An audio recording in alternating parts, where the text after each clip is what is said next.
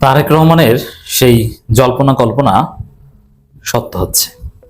তারেক রহমান বলেছেন সামনে কঠিন সময় অপেক্ষা করছে, কঠিন সময় আসছে। হ্যাঁ, আসলেই কঠিন সময় আসছে, মাল্টি ডাইমেনশনাল কঠিন সময়। ব্যাংক ব্যবস্থা ধসে পড়ছে, নিশ্চিতভাবে রেমিটেন্স প্রবাহ মারাত্মকভাবে বন্ধ হয়ে যাবে, হুন্ডিতে টাকা পাঠাবে মানুষ এবং ব্যাংক ব্যবস্থার উপরে মানুষ আস্থা হারাবে, গ্রাহকরা টাকা তুলে নেবে, সরকার চাইলে ব্যাংক থেকে লোন নিতে পারবে না এমন পরিস্থিতি হবে, অর্থনীতি ধসে পড়বে, জ্বালানির আবার মূল্যবৃদ্ধি যার চেইন এফেক্ট হিসেবে পুরো জনজীবনের উপর মারাত্মক প্রভাব বিস্তার করবে, বাজেটের পরে সবকিছুর দাম বেড়ে যাবে, মানুষের ইনকাম পারবে না চালানো, বেকারত্ব ব্যাপকভাবে বেড়ে যাবে, মানুষ ক্ষুব্ধ হয়ে রাজপথে নামবে এবং শেখ হাসিনা ফেরার ষড়যন্ত্র করছে। শেখ হাসিনার পদত্যাগপত্র আপিল বিভাগের ভুয়া রেফারেন্স নিয়ে বিএনপি বেকায়দায় পড়েছে, চুপ্পু ওয়াকারকে রেখে আরো বেকায়দায় পড়েছে। এখন বঙ্গভবনের ভিতরে বসে ষড়যন্ত্র হচ্ছে তারেক রহমানের বিরুদ্ধে, বিএনপির বিরুদ্ধে, জুলাই যোদ্ধাদের বিরুদ্ধে। সামনে অন্ধকার আর অন্ধকার দেখছে বিএনপি। এটাই হচ্ছে তারেক রহমানের কঠিন পরিস্থিতি। হ্যাঁ, আমরা দেখতে পাচ্ছি সামনে সত্যিকার অর্থেই কঠিন পরিস্থিতি আসছে। বিএনপি যে ভুলগুলো করেছে সেই ভুলের মাসুল এখন তাদেরকে দিতে হবে। তাদের ভুলের কারণে এখন তারা কঠিন পরিস্থিতিতে পড়তে যাচ্ছে। বিশেষ করে রাষ্ট্রপতি শাহাবুদ্দিন চুপ্পু, বিএনপির আব্বা, এবং সেনাপ্রধান জনাব ওয়াকারুজ্জামান, এই দুইজনকে নিয়ে বিএনপির ভয়টা বেশি। কারণ সেনাপ্রধান কি করেন বলা যায় না। এরকম শেখ হাসিনা আসার একটা পরিস্থিতি তৈরি হবে, ভারত যুক্তরাষ্ট্র এই পরিস্থিতি তৈরি করবে। আর সবচেয়ে বড় বিষয় হচ্ছে যুক্তরাষ্ট্রের সাথে বিএনপি সম্পর্ক ইজ ডিটোরিয়েটিং, আর সেনাবাহিনী সবসময় যুক্তরাষ্ট্রের পক্ষে। যুক্তরাষ্ট্র যেভাবে চালাবে সেনাবাহিনী সেটাই করবে, সবসময় এটাই হয়ে আসছে। যখন যুক্তরাষ্ট্র কোনো সরকারের পতন চেয়েছে তখন সেনাবাহিনী ওই সরকারের হাত ছেড়ে দিয়েছে। এটা বাংলাদেশের সেনাবাহিনীর একদম যুগ যুগ ধরে এই বৈশিষ্ট্য চলে আসে। কারণ সেনাবাহিনীর ইনকাম, সেনাবাহিনীর রুটি রুজির একটা বিরাট অংশ যুক্তরাষ্ট্রের উপর নির্ভর করে, জাতিসংঘ শান্তি মিশনের উপর নির্ভর করে। আর জাতিসংঘের শান্তি মিশন ওটা যুক্তরাষ্ট্রের উপর নির্ভর করে।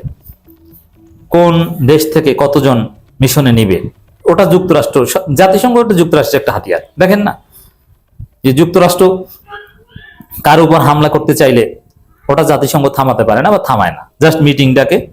ওই মিটিং এ কি হয়, পরবর্তী মিটিং এর ডেট ঠিক হয়, তারপরের মিটিং এ আবার তারপরের মিটিং এর ডেট ঠিক হয়, তারপরের মিটিং এ একটা নিন্দা প্রস্তাব পাস হয়, তারপরের মিটিং এ যখন মানে যুদ্ধ বন্ধের আহ্বান জানানো হয়, আর শেষ মিটিং এ যখন যুদ্ধ করে সবকিছু ধ্বংস করে দেওয়া হয়, এই জন্য একটা উদ্বেগ প্রকাশ করা হয়।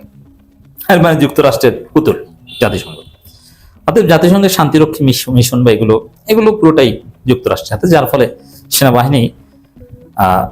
সেনাবাহিনী যুক্তরাষ্ট্রের নিয়ন্ত্রণে থাকে আমরা জানি। এবং সেনাপ্রধান 2 দিন পর পর যুক্তরাষ্ট্র সফরে যান, এটাও আপনারা দেখেছেন। তো এই জায়গায় চুপ্পু হচ্ছে বড় সাক্ষী যে না, হাসিনা পদত্যাগ করেনি। আর হাসিনা পদত্যাগ না করলে সেনাবাহিনীর এখানে অনেক কিছু করার আছে। এই জায়গায় কঠিন পরিস্থিতি দেখছেন তারেক রহমান নিজে। একজন জনপ্রিয় অ্যাক্টিভিস্টের একটা লেখা ভাইরাল হয়েছে, গুরুত্বপূর্ণ, সবাই শেয়ার করছেন, এমন বিভিন্ন পত্রিকা রিপোর্টও করছেন। আমার দেশ রিপোর্ট করেছে এভাবে, চুপ্পুই যদি রাষ্ট্রপতি থাকে তাহলে হাসিনা কি দোষ করেছে। এটার মাধ্যমে বুঝবেন, আমি এই লেখাটা বিশ্লেষণ করব যে বিএনপি কত বড় ভুল করেছে এবং সেই ভুলের মাসুল এখন তাদেরকে কিভাবে দিতে হচ্ছে। এবং তারেক রহমান এখন চোখে মুখে অন্ধকার দেখছেন। অনলাইন অ্যাক্টিভিস্ট সাদিকুর রহমান খান বলেছেন, চুপ্পুই যদি রাষ্ট্রপতি থাকে, চুপ্পুর ছেলের থ্রেডেই যদি খাওয়া লাগে, তাহলে আওয়ামী লীগ আর হাসিনা কি দোষ করেছে। বঙ্গভবনের ভিতরে বসে যদি জুলাই যোদ্ধাদের দেখে নেন হুমকি দিতে পারে, তাহলে আওয়ামী লীগের সাধারণ কর্মীরা এভাবে জেল কাটবে কেন? বঙ্গভবনের চাইতে কোনো অভিজাত জায়গা, কোনো সম্মানজনক জায়গা তো বাংলাদেশে নেই। ক্ষমতার দিক থেকে প্রধানমন্ত্রী বা প্রধানমন্ত্রীর দপ্তর বেশি, বাট সম্মানের দিক থেকে, মর্যাদার দিক থেকে সবার উপরে বঙ্গভবন। সেই বঙ্গভবনে বসে জুলাই যোদ্ধাদের হুমকি দিচ্ছে। সেই বঙ্গভবনে মুজিব সৈনিক, মুজিববাদের ট্রেনিং প্রাপ্ত শাহাবুদ্দিন চুপ্পু আছে এবং তারা নিয়মিত হাসিনার সাথে যোগাযোগ করছে। তাহলে লোকাল আওয়ামী লীগ দোষটা করেছে কি? এই যে বঙ্গভবনে চুপ্পুকে রেখে দেওয়া, এর ফল এখন বিএনপি পাবে। আর এই জন্যই তারেক রহমান এখন চোখে মুখে অন্ধকার দেখছেন। তিনি বলছেন যে সামনে কঠিন সময় আসছে। সাদিকুর রহমান তিনি বলেন, একদিকে আওয়ামী লীগ নেতাদের জামিন দিবেন, আরেকদিকে আনিস আলমগীরের মতো হাসিনার ঘেটুপুত্রদের ফোন দিবেন, মাথায় তুলবেন। দেখেন, আনিস আলমগীরকে ফোন দেয় তারেক রহমান, সেই আনিস আলমগীরকে তথ্যমন্ত্রী বানানোর ঘোষণা দেয় আওয়ামী লীগ। অজানা? তাহলে তারেক রহমান যে খাল কেটে কুমির এনেছেন, বুঝতে আর অসুবিধা আছে? এখন সেই কুমিরে তারেক রহমানকেই খাবে। আনিস আলমগীর হচ্ছে আওয়ামী লীগের এখন সবচাইতে আইকনিক ফিগার, তাকে তথ্যমন্ত্রী বানানোর ঘোষণা দিয়েছে আওয়ামী লীগের কর্মীরা। আপনি চিন্তা করতে পারেন? এবং তোফায়েল আহমেদের জানাজায় যায় প্রকাশ্যে, তোফায়েল আহমেদের জানাজায় প্রকাশ্যে যারা যায় তাদেরকে তারেক রহমান ফোন দিয়ে সমবেদনা জানান বা ধন্যবাদ জানান। না, আপনি চিন্তা করেন, মারা বিএনপি খাবে না, তাহলে খাবে এটাকে? মারা খাওয়া তো বিএনপি ডিজার্ভ করে, হক। আর ছাত্রলীগ বিশাল বিশাল মিছিল বের করলে অবাক হবেন, তা তো হবে না। ছাত্রলীগের মিছিল দুঃসময়ে বিএনপি যেসব শাখা 6 জন 4 জন নিয়ে মিছিল করত, তার চাইতে কয়েকশো গুণ বেশি দুঃসময় থাকা আওয়ামী লীগ 100 জনের উপর লোক নিয়ে মিছিল করে। তাহলে আপনি চিন্তা করেন এই আওয়ামী লীগ বিএনপির চাইতে কতটা শক্তিশালী। তাহলে সামনে আওয়ামী লীগের হাতে যে বিএনপির মারা খাওয়ার সম্ভাবনা আছে, এটা তারেক রহমান বুঝতে পেরেছেন বলেই তিনি বলছেন যে সামনে কঠিন সময় আসে। তারেক রহমানের জল্পনা সত্য হচ্ছে। আওয়ামী লীগকে তারাই ছিল এদেশের মানুষ, সাধারণ মানুষ, মরল ছিল সাধারণ মানুষ। বিএনপির ক্রেডিট নাই। বিএনপি বলেছিল যে আমরা এখন সরকার পতন নিয়ে ভাবছি না, কোটা সংস্কার আন্দোলনের সাথে আমরা জড়িত নই। এটা হচ্ছে বিএনপির অবদান জুলাইতে। অথচ আওয়ামী লীগকে কোলে তুলে নিতে সবাই যখন প্রতিযোগিতা করেছেন, তখন আওয়ামী লীগ বরং আসুক। চুপ্পু যদি রাষ্ট্রপতি থাকে, চুপ্পুর ছেলে থ্রেটে যদি খাওয়া লাগে, তাহলে আওয়ামী লীগ আর হাসিনা কি দোষ করেছে? 24 জুলাইতে বাংলাদেশের সাধারণ মানুষ আপনাদের একটা সুযোগ দিয়েছিল 17 বছর পর। আপনারা সেই সুযোগ নিয়ে আওয়ামী লীগকে কোলে তুলেছেন, রক্ত দিয়েছে মানুষ, ক্ষমতা পাইছেন আপনারা। এন্ড ক্ষমতা পাওয়ার সাথে সাথে সেই রক্তের সাথে বেইমানি করছেন।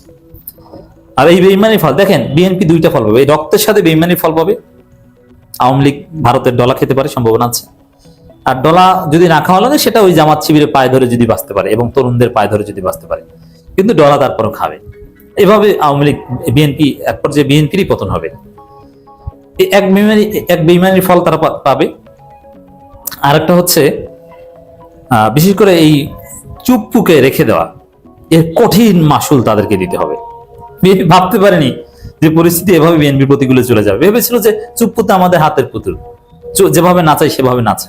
কিন্তু না, চুপ্পুকে যে 2 দিন পরে হাসিনা নাচানো শুরু করবে এটা বুঝতে পারেনি। আওয়ামী লীগের দালালদেরকেই আবার কাছে টেনেছেন, জুলাই বিপ্লবীদের ছোট করেছেন। ইভেন শহীদ ওসমান হাদিকে নিয়ে নোংরামি করতেও আপনাদের অন্তর কাঁপে নাই। এই মিছিল তো মাত্র শুরু। লীগের সফট পাওয়ার ইনট্যাক্ট ছিলই, জাস্ট হার্ড পাওয়ার রাস্তায় আসার সাথে সাথে এমন এক রিয়েলিটি তৈরি করবে মিডিয়া আর বন্ধু দেশ মিলে। না পারবেন মানতে, না পারবেন কানতে। মনির লোভে সাপকে কোলে তুইলা তুলতুল করার পরিণতি কি হয় সেটা তো বুঝতেই হবে। আমাদের ভয় দেখাই লাভ নাই, আমরা সাধারণ মানুষ, এখানেও মরবো, এমনেও মরবো, অমনেও মরবো। মার খাওয়ার আর মারাই আমাদের নিয়তি, আমরা এটাই মেনেও নিছি। আমাদের হিসাব নিকাশ এমনই আছে, এমনই ছিল। কিন্তু আপনারা যারা 17 বছর ভুইলা 3 মাসের ক্ষমতার বৈরাগী হইয়া রক্তের সাথে বেইমানি করলেন, আপনাদের পরিণতি দেখতে মানুষ খুব মন চায়, খুব মন চায়। কিছু বললেই 17 বছরের ইতিহাস দেখান, আর 17 বছর কোন গর্তে ছিলেন আমরা তা জানি। এই যে বললাম যে 6 জন লোক নিয়ে যে সব শাখায় মিছিল করেছে, ওই সব শাখায় নিষিদ্ধ আওয়ামী লীগ 100 জনের উপর লোক নিয়ে মিছিল করে। আমরা সাধারণ মানুষ বায়োস্কোপ দেখাই আমাদের কাজ। 17 বছরের বায়োস্কোপ খুব সম্ভবত দ্রুতই আমরা আবার দেখতে পাবো। আগে ভয় লাগতো, এখন আর লাগে না। এই সাদিকুর রহমান খানের লেখা থেকেও স্পষ্ট যে আওয়ামী লীগ ফেরার সম্ভাবনা আছে, এবং বিএনপির ভুলের কারণেই শেষ পর্যন্ত আওয়ামী লীগ ক্ষমতায় আসবে বা এগুলো না, তো বিএনপি বেকায়দায় পড়বে। আমি একটা কথা বারবার বলি, আওয়ামী লীগ ফিরছে বা আওয়ামী লীগ ফেরার যে আয়োজন, it doesn't mean that Awami League ক্ষমতায় এসে সবাইকে মেরে ফেলবে না। অ্যাটলিস্ট আওয়ামী লীগ ফেরার এই আয়োজনের মাধ্যমে বিএনপিকে জয় বাংলা করা যাবে, তারপরে ভারতপন্থী বা তৃতীয় কোনো শক্তিকে ক্ষমতায় বসানো যাবে। অবশ্য জামাত এনসিপি ক্ষমতায় আসবে বিএনপির পতনের পর, তাও না। আওয়ামী লীগ আসবে, তাও না। তবে আওয়ামী লীগকে ব্যবহার করে বিএনপির 12টা বাজিয়ে দেওয়া যাবে।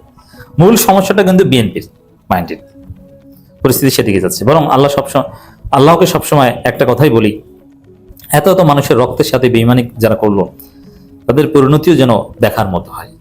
আমরা বিশ্বাস করি বিএনপির পরিণতি আওয়ামী লীগের মতোই হবে। দেখার মতো হবে বলেই আমার ধারণা। 2000 শহীদের রক্তের আমানত আল্লাহ এই দেশের রাজনীতিবিদদের হাতে তুলে দিয়েছেন।